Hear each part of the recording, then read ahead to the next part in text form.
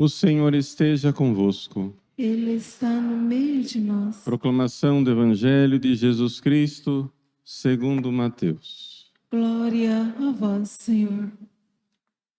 Naquele tempo, Jesus foi à região de Cesareia de Filipe e ali perguntou aos seus discípulos: Quem dizem os homens ser o Filho do Homem? Eles responderam: Alguns dizem que é João Batista, outros que é Elias, outros ainda que é Jeremias ou alguns dos profetas.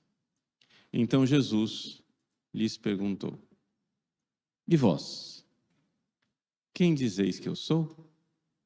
Simão Pedro respondeu: Tu és o Messias, o Filho de Deus vivo. Respondendo, Jesus lhe disse: Feliz és tu, Simão, filho de Jonas, porque não foi um ser humano que te revelou isso, mas o meu Pai que está no céu. Por isso eu te digo que tu és Pedro, e sobre esta pedra construirei minha igreja, e o poder do inferno nunca poderá vencê-la. Eu te darei as chaves do reino dos céus. Tudo que ligares na terra será ligado nos céus, e tudo que desligares na terra será desligado no céu. Palavra da salvação. Glória a vós, Senhor.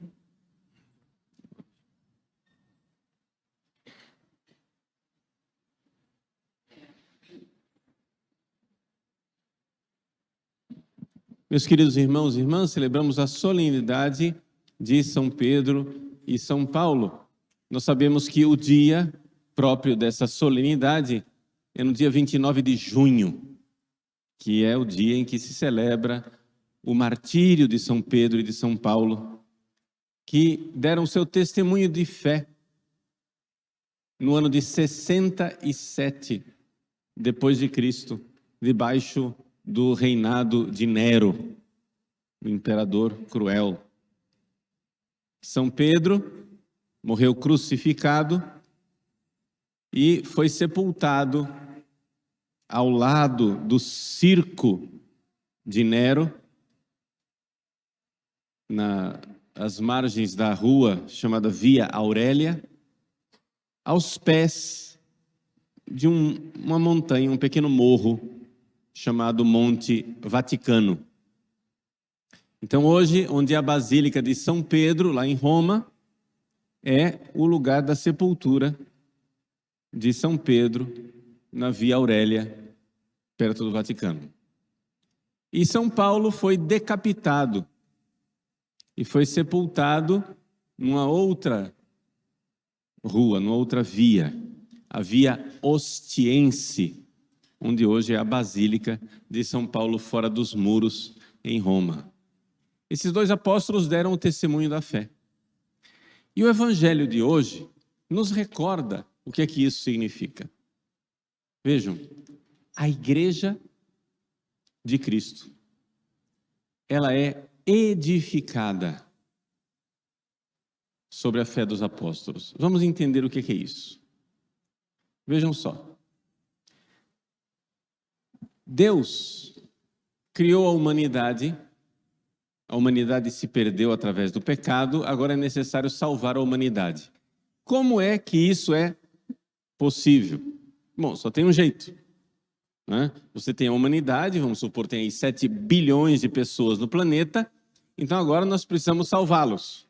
Nós precisamos pegar esta salvação que Jesus conquistou para nós na cruz e precisamos agora aplicar nas pessoas. Aplicar os frutos dessa salvação. Então, se você tem 7 bilhões, você vai lá e começa, né? E transmite a fé para um, batiza, pronto, já tem 7 bilhões menos 1. Aí transmite a fé para outro, batiza, já tem 7 bilhões menos 2. E você vai assim fazendo o povo de Deus, o corpo de Cristo, ou seja, a sua igreja. A igreja é feita de pessoas que vão sendo separadas. Não porque deixam de fazer parte do mundo, não é isso. Mas começa a haver um diferencial. Começa a haver alguma coisa que distingue. Tá? Então aqui é importante a gente ver, o próprio Jesus disse isso.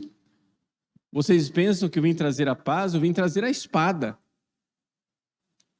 Ou seja, é uma batalha. Sabe por quê? Porque do outro lado tem Satanás com os seus demônios que não querem que isso aconteça. Então existe uma fronteira, meus queridos. Isso aqui é uma batalha de conquista. Você vai conquistando terreno para um lado ou perdendo terreno. Vai aumentando o número daqueles que estão salvos, que estão na igreja, ou você vai perdendo o número daqueles que estão salvos e que estão na igreja. Esta é a realidade. Existe, vejam só, nós precisamos compreender que existe uma fronteira entre igreja e mundo. Agora, seria simples se essa fronteira fosse assim. Tem uma fronteira entre igreja e mundo, então aqui está o Padre Paulo, eu estou dentro da igreja, aqui está a fronteira, e está lá um pagão que está fora da igreja. Seria simples. Mas não é, é mais complicado do que isso. Porque a fronteira da igreja passa dentro de mim. Ou seja, eu já sou igreja. Eu tenho fé. Eu já sou batizado. Eu, pelo menos diante de Deus, a minha consciência, acho, né? Minha opinião firme é que eu estou em estado de graça. A minha consciência não me acusa de estar em pecado mortal. Mas, dentro de mim, aqui é que é o drama, ainda tem coisa mundana. O problema é esse. O problema é que tem mundo dentro de mim. A fé ainda não conquistou todos os territórios da minha alma. A fé ainda não conquistou, principalmente aquelas províncias rebeldes chamadas paixões. Quantas vezes você fez meditação sobre a paixão de Cristo na cruz? Jesus paciente, carregando a cruz até o Calvário, e alguém te faz alguma coisa de irritante, e você impaciente, chuta o balde, pum, não quer saber. Mas você sabe que você tem que ter paciência. No entanto, tem uma província rebelde aí que ainda quer, né, fazer justiça. Você sabe que você tem que ser puro, casto, santo, fiel à sua esposa, fiel ao seu esposo. Mas vem aquela tentação e você vê que aquela província rebelde começa a pular dentro de você. Você sabe que você tem que ser humilde, porque Deus é Deus e você não é nada. Alguém faz um elogio e você abre a cauda do pavão, se achando, né, muito importante, vaidosamente melhor do que os outros. Vejam como vai acontecendo que dentro de nós, embora nós façamos parte da Santa Igreja de Deus, a coisa ainda é trabalhosa, porque é uma luta. O centro da minha alma, o núcleo da minha alma já é igreja. E se eu morrer agora, em estado de graça, espero em Deus, nosso Senhor, ninguém pode me dar essa certeza de forma absoluta, a não ser que haja uma revelação de Deus, né? Mas, pelo menos no meu pobre e miserável julgamento, espero em Deus, nosso Senhor, que eu esteja salvo. tranquilamente. Na minha consciência, a minha consciência não me acusa de pecado mortal. Se a minha consciência me acusasse de pecado mortal, eu não estava aqui celebrando missa. Simples assim. Eu ia procurar um padre para me confessar, né? Mas eu sei que eu não sou como São Pedro e São Paulo. Eu sei que eu ainda não estou naquela santidade de quem derrama seu sangue e renuncia tudo por amor a Cristo. Então eu confio em Nossa Senhora, confio em Nosso Senhor que Ele não me mande uma aprovação, e não manda, uma aprovação maior do que as minhas forças, né? Porque eu sei que tem um campo de batalha dentro de mim. A fronteira da igreja. Então a nossa missão é, claro, evangelizar, conquistar mais irmãos, para trazê-los para a fé da igreja, mas é também expandir os territórios da fé dentro de nós. A luta é externa e é interna. São dois frontes, são dois lugares onde nós precisamos lutar. Nosso Senhor Jesus Cristo garantiu a São Pedro que quem permanecesse firme nesta fé, ancorado nesta fé, as portas do inferno não irão prevalecer. O que está por trás dessa comparação, essa metáfora de Jesus aqui? Vocês estão entendendo que o que nós estamos fazendo aqui é uma metáfora, né? Metáfora quer dizer o quê? Uma comparação. Estou falando de território, fronteira. É uma comparação. Para você entender, na sua imaginação, conseguir entender o que é que eu estou dizendo. Pois bem, Jesus usa uma outra comparação. A comparação como se a igreja fosse uma cidadela, uma cidade forte, uma cidade amuralhada, com a muralha de defesa. É a fronteira. E do lado de fora, o inferno, com as suas forças, querendo invadir. E onde é que o inimigo tenta entrar na cidadela? Bom, na muralha sólida, difícil, né? Difícil você querer derrubar a muralha. Então, onde é que todo mundo atacava? Nas portas. As portas da cidade. E era ali que ficava concentrado o exército. Então, as forças de uma cidade ficam nas portas. Nas portas da cidade estão os melhores soldados, estão os maiores guerreiros, estão as forças, né? E quando você vai invadir uma cidade, é ali que então os inimigos vão lá com o ariete, com uma tora de madeira, pum, para bater na porta, para tentar derrubar a porta. Nosso Senhor Jesus Cristo garantiu que nos daria defesa. Non prevalebunt. As portas do inferno não prevalecerão. Vejam, existem momentos da história da igreja em que parece que nesse jogo, nessa batalha, a igreja de Cristo, né, vai perdendo, vai ser derrotada, vai ser aniquilada. Mas nós temos uma certeza: non prevalebunt. Vejam, eu tenho, assim, não é pena, né? Mas assim, eu sinto muito pelos demônios e as pessoas do mal, porque eles se puseram uma missão impossível. Eles querem acabar com a igreja de Cristo. Mas nós sabemos por fé certa e inabalável que isso não acontecerá. A igreja de Cristo não será destruída.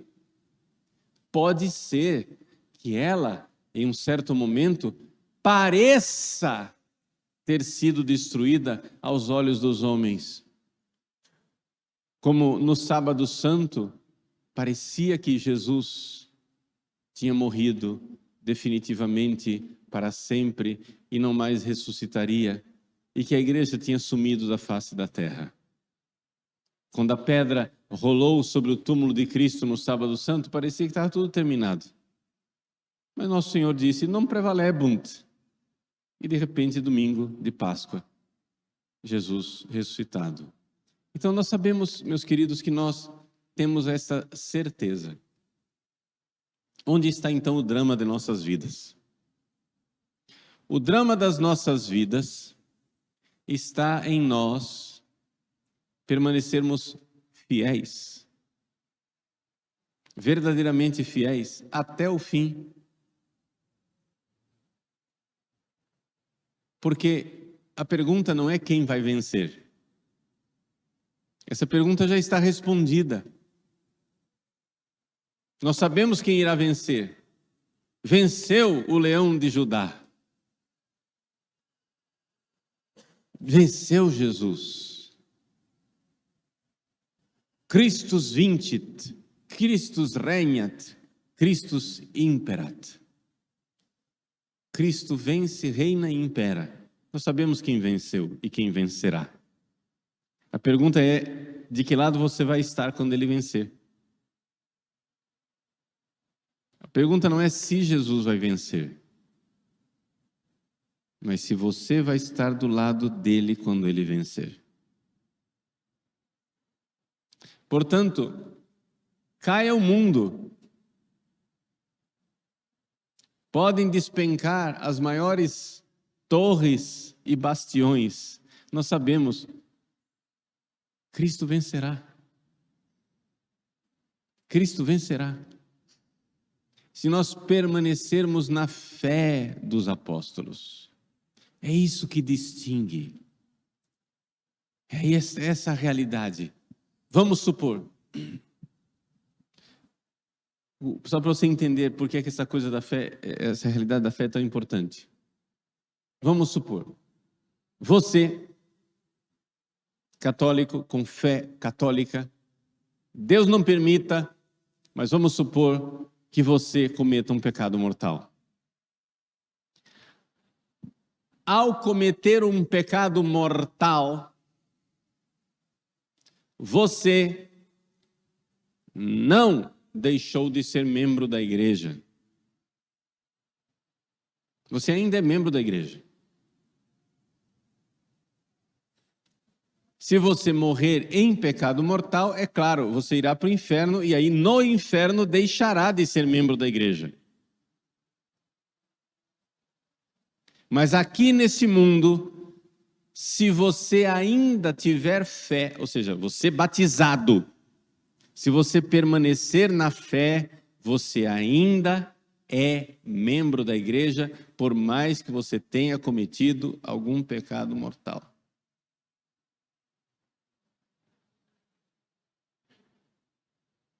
Os pecados mortais não tiram a pessoa do corpo de Cristo.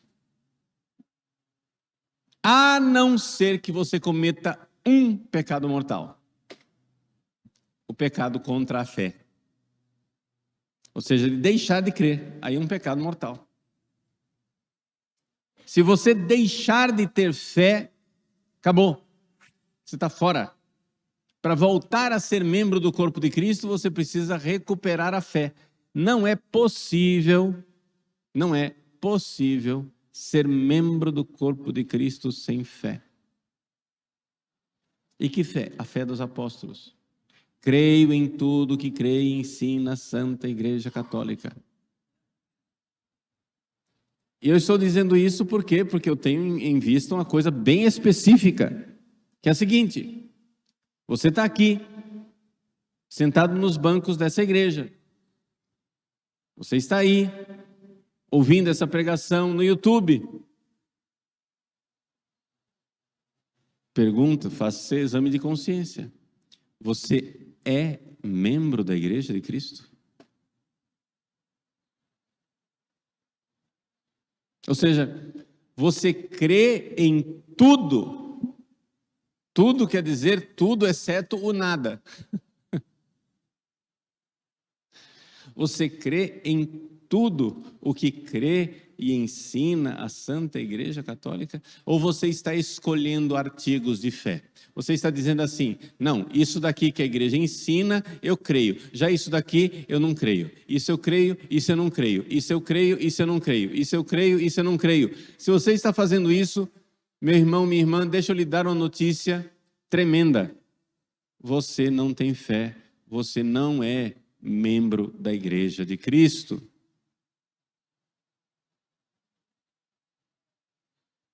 Só é membro da Igreja de Cristo quem crê em tudo que crê e ensina a Santa Igreja Católica, porque Deus, verdade infalível, lhe revelou, e nesta fé eu quero viver e morrer. Isso quer dizer o seguinte, que existem artigos de fé. Por exemplo, tem coisas que você não é obrigado a crer, porque não faz parte do depósito da fé, do tesouro da igreja, que é a fé obrigatória. Por exemplo, eu creio firmemente que Nossa Senhora apareceu em Fátima. Mas pode ser que alguém não creia. Não é obrigatório você crer que Nossa Senhora apareceu em Fátima. Por quê? Porque uma aparição em Fátima não faz parte do depósito da fé. Não faz parte dos artigos do credo. Eu creio, por quê? Por que é que eu creio? Pelos motivos de credibilidade humana. Ué. Teve um milagre, 70 mil pessoas viram um milagre, o sol girou, as pessoas que estavam molhadas de repente ficaram enxutas. Pessoas que estavam doentes ficaram curadas. Etc. Tudo isso me leva a crer. Mas se você é cético com relação a isso, você não precisa crer nisso. No que é que você precisa crer? Você precisa crer nos artigos de fé que são dogma da Santa Igreja Católica. E qual é o dogma? Por exemplo, o dogma é que Nossa Senhora é Imaculada, que ela é a mãe de Jesus, que ela é sempre virgem, que o filho dela é Deus que se fez homem, que o filho dela morreu na cruz para perdoar os nossos pecados, que ele ressuscitou ao terceiro dia, que ele instituiu o sacramento da Eucaristia. Tudo isso é fé católica, inabalável. E que ele deixou o poder de aplicar a virtude, a força da sua cruz nos bispos e sacerdotes. Que um sacerdote, quando senta no confessionário e perdoa os pecados, é o Cristo que perdoa. Você é obrigado a crer nisso. Você não pode dizer, eu sou católico, mas eu confesso direto com Deus. Se você faz isso, você não tem fé.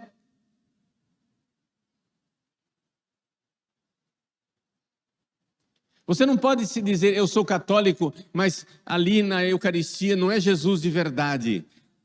Aquilo é só um símbolo. Não é, aquele pão e o vinho não é o Cristo de verdade ressuscitado. Você não pode ser católico de verdade e dizer que na missa não há a renovação do sacrifício da cruz. Um católico tem que crer que o padre é verdadeiro sacerdote oferente que renova o sacrifício do único e eterno sacerdote Cristo na cruz. A missa é isso.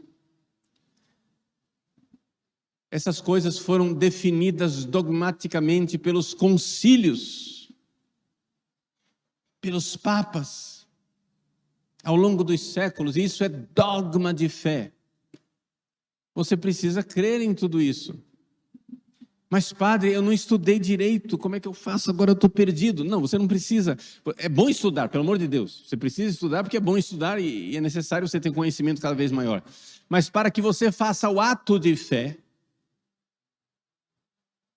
você precisa simplesmente dizer o seguinte: eu creio na autoridade do Cristo que revela. Porque Deus não engana.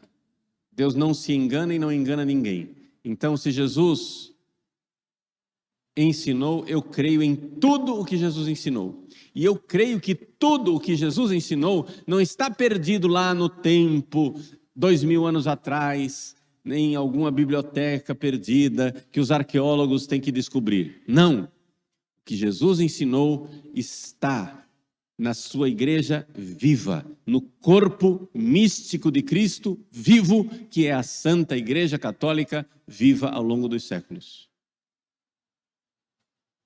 Essa é a fé. Eu tenho que crer, na prática, você tem que crer no que a igreja sempre creu. Quod semper, quod ubique, quod ab omnibus. Eu creio aquilo que a igreja sempre creu, quod semper. Eu não posso crer no que a igreja crê hoje, mas anteontem ela não cria. Está entendendo?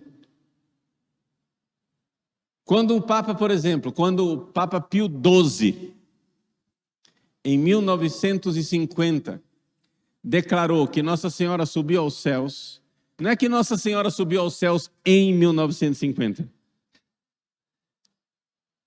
E a igreja de repente começou a crer em 1950. Não, ele está dizendo que a igreja sempre teve essa fé.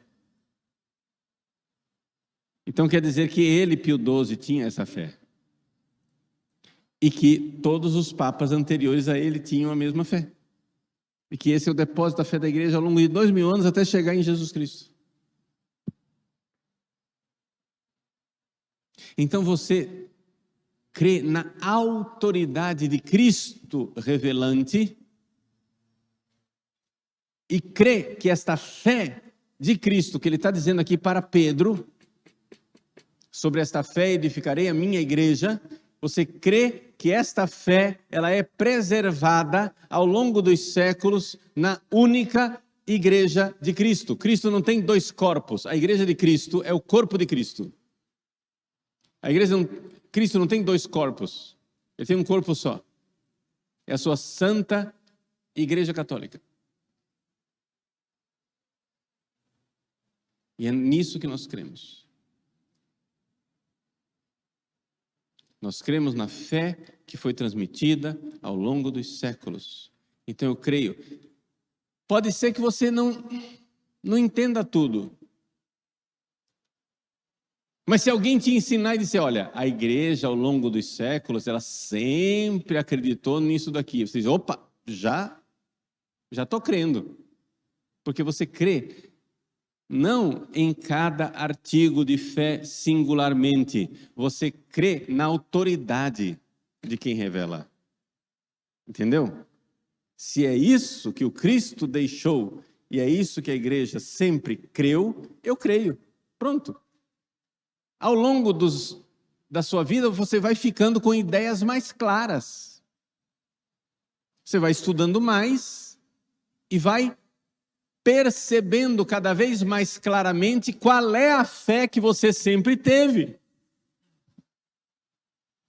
Porque você não diz amém para cada artigo de fé que você entende singularmente. Você diz amém para Deus que revela. Jesus falou, então eu creio.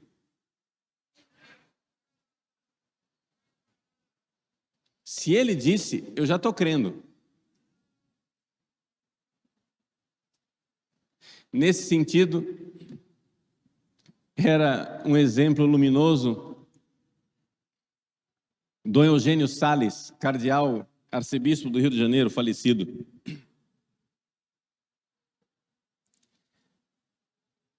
Ele, cardeal da igreja, uma vez, um padre amigo meu, Monsenhor Sérgio Costa Couto, lá do Rio de Janeiro,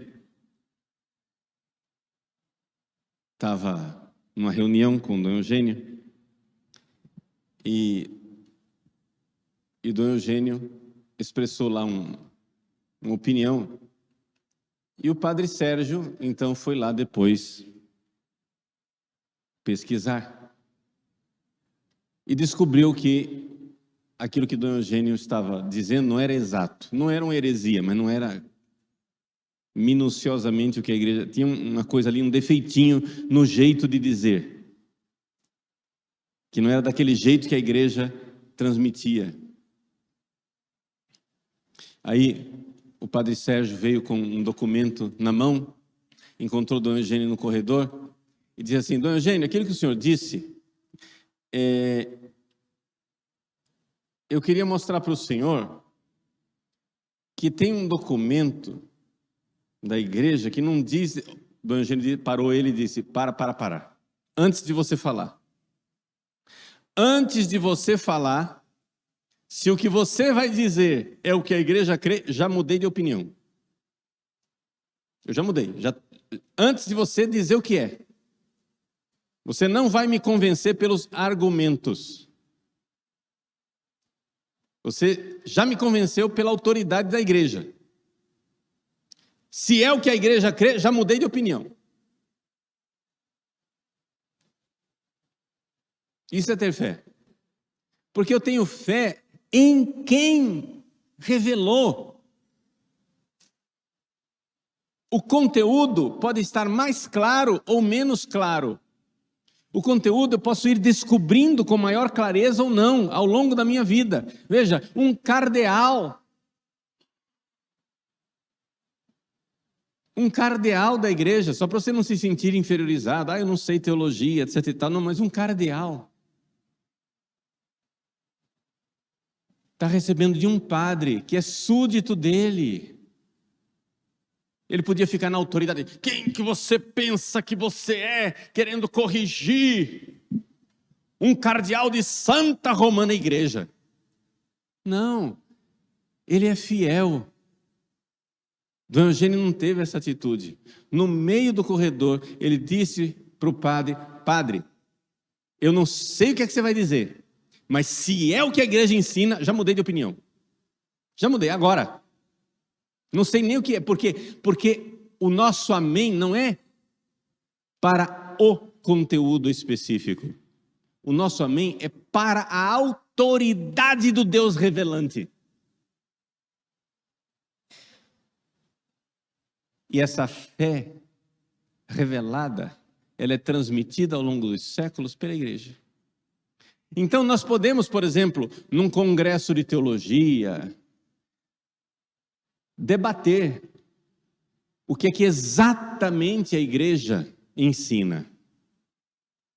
Aí existe espaço para correntes teológicas. Porque, não, isso daqui não é bem assim, a explicação é essa, a explicação é aquela, mas a fé é a mesma. Aqueles teólogos, se são católicos, todos creem na mesma coisa e só estão melhorando a explicação, mas todos têm a atitude de fé. Eu creio, nós estamos aqui num esforço de descobrir com maior clareza, cada vez mais, o que é que a igreja sempre ensinou. Cada vez mais, cada vez mais, cada vez mais.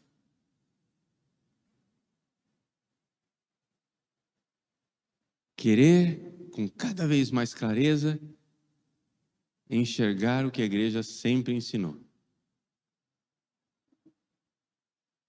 Então, meus queridos, nós hoje queremos renovar a nossa fé. A mesma fé de São Pedro, transmitida pelos papas ao longo dos séculos. É a fé de Pedro, depois do seu sucessor Lino, depois do sucessor dele Cleto, depois do seu sucessor dele Clemente, aí vai até chegar a fé de Pio XII, de João XXIII, de Paulo VI, João Paulo I, João Paulo II, Bento XVI, Francisco. É a mesma. Se não for a mesma, não é a fé de Pedro lá.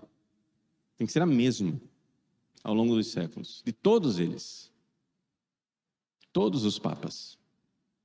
Os 266 papas ao longo dos séculos. Porque o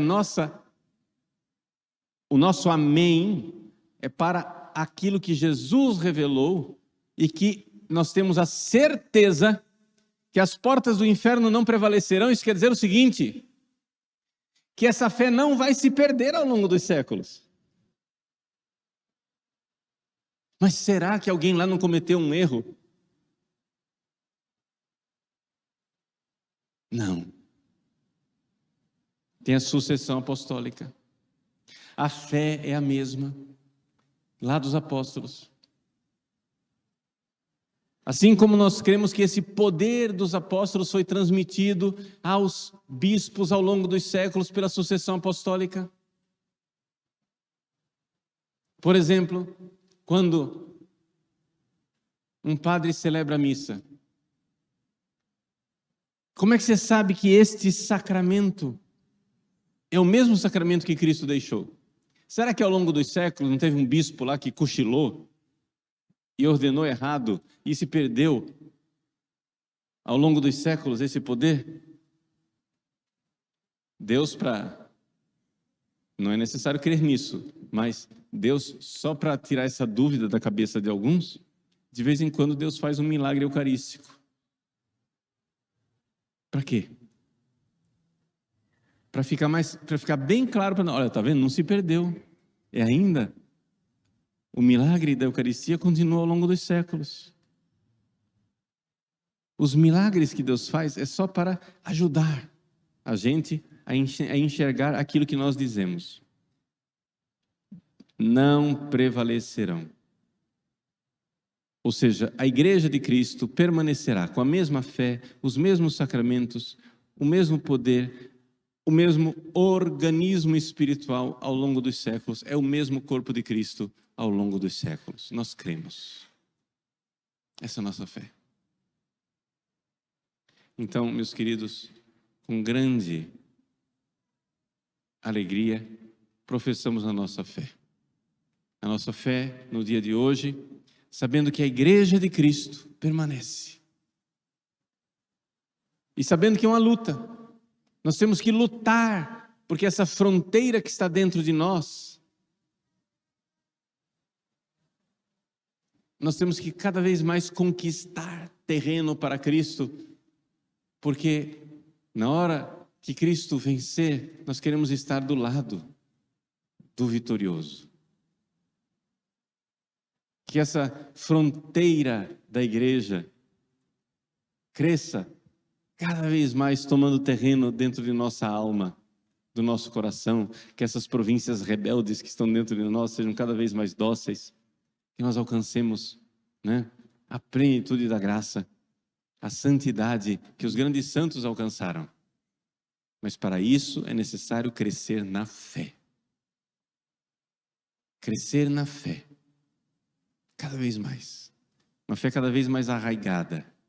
Crer no que creram os santos, no que creram os apóstolos, no que creu e crê a Santa Igreja ao longo dos séculos, sem escolher no que é que eu vou crer. E cada vez mais aprofundar no que é que eu creio. Eis aí. Creio em tudo o que crê e ensina a Santa Igreja Católica. Porque Deus, verdade infalível, lhe revelou. E nessa fé, eu quero viver e morrer.